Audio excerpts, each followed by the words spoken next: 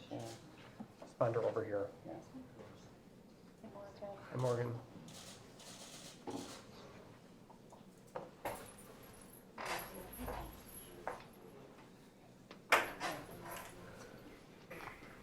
State of Wisconsin versus Morgan Geyser, 14 CF 596, assigned to Judge Bourne.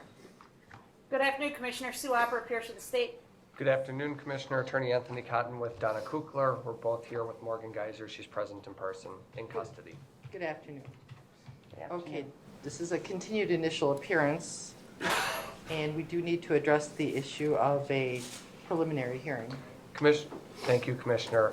At this time, we intend to raise the issue of competency under 971.13. We would ask that the court proceed under that section 971.14. Okay, and briefly, what is the basis for your request? Well, we're asking that Ms. Geyser have a competency evaluation. We have reason to believe that there are issues with her competency, and so we would ask that the court appoint a doctor for that purpose. Any comments or objections from the state? No, Your Honor. Okay, then with regard to the request for the competency evaluation, based upon the court's review of the criminal complaint, the court does find probable cause for that specific purpose and will order that the Wisconsin Forensic Unit prepare the competency evaluation pursuant to section 971.14 sub 2. And so then we'll schedule a date to come back so we can review the results. And Commissioner, we're also asking, and I don't think the state objects, that the results of that evaluation be sealed and that report remain confidential at this time. Attorney Opper, any objections? No objection, Commissioner. Okay, then the results of the report will be sealed until further order of the court. And the order, just so it's clear, Commissioner, the order that instructs the Wisconsin Forensic Unit to do the evaluation, we'd like that bold and clear on the outside of the order so that they know to keep this sealed. That will be noted in the minutes. Thank you. Thank you. Okay, then a date to come back. Normally we would have you come back within 15 days. We set a date already. Oh, you did? Yeah, Okay. for July 2nd at 8:30 before Judge Bourne. You have July 3rd. Mr. Spakowitz is gone on July 2nd. That was the only, I contacted the clerk, and that was the date and time that she gave me.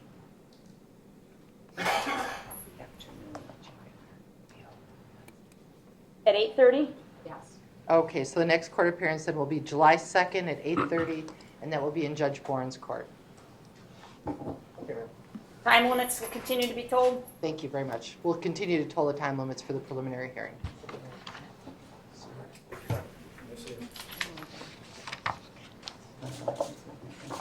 Yeah.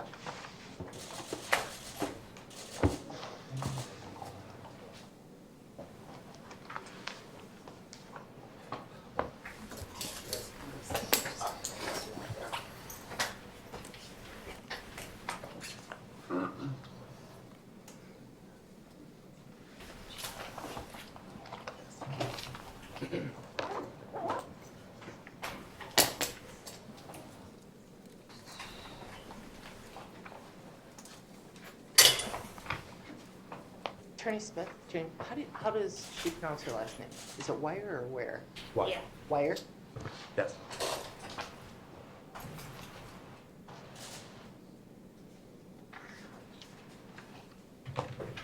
Sandy, you just scheduled that last one for further proceedings, right? For a review hearing, Okay, right? thank you.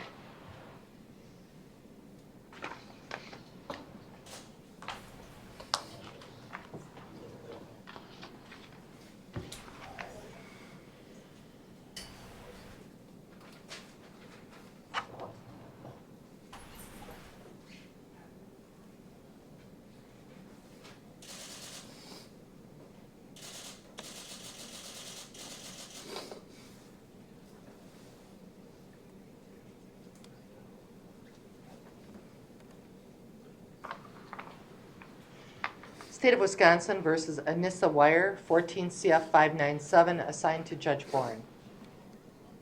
Sue Opper appears for the state. The child AW appears in person along with attorney Joseph Smith Jr. and attorney Morrick McMahon. Good afternoon. Good afternoon. Okay, and this is a continued initial appearance, and we should be addressing the issue of a preliminary hearing. At this point, Commissioner, I can let the court know that I filed a motion to require the state to turn over discovery prior to the preliminary hearing and reverse waiver hearing. In light of the enhanced preliminary hearing that we're entitled to, we should have access to that information prior to the preliminary hearing. And all I'm doing is asking for a date today to have that argument and give the state time to prepare for arguing that motion. I can also let the court know that we're still assessing our client's ability to understand the proceedings. I'm not going to raise the issue of competency today, but I can let the court know that that could become an issue later on down the road. So then with regard to the preliminary hearing, you're not activating any time limits today? No, waiving time limits today, of course. Tolling time limits? I will actually, at this point, I can waive the time limits. Then we need to schedule a hearing. Well, I'll toll the Waive. time limit. Well, if he waives, then we have to schedule a hearing. If he tolls, we can continue to not put a date on the calendar. I'll toll the time limits then. Can we Commissioner. schedule just for a motion hearing? Yes, but Okay. he said with regard to the preliminary hearing. Okay, thank you.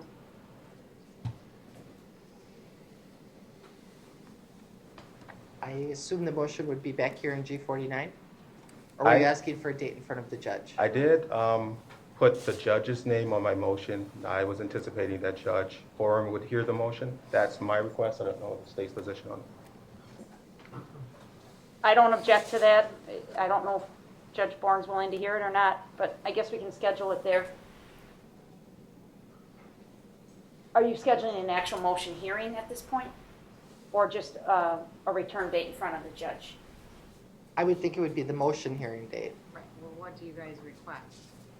Well, we just were served with a copy of this, so we do need time to file a reply, probably in writing. So I'd request 30 days for that. And then if you want to schedule the motion hearing beyond that, I wouldn't object.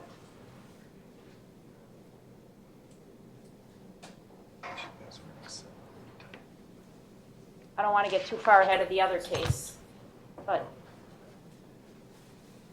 Is there any reason we wouldn't want to use the same stopping date?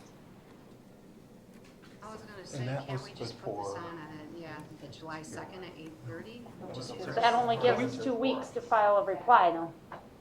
I mean, if you want to put it on for further proceedings at that point, It's 3 weeks. Let's do that. We can make ourselves Rather available have it do it for, for the proceedings and then let Judge Boren decide Okay. from there if he's gonna hear the motion or not, okay, that sounds like a good idea. all right?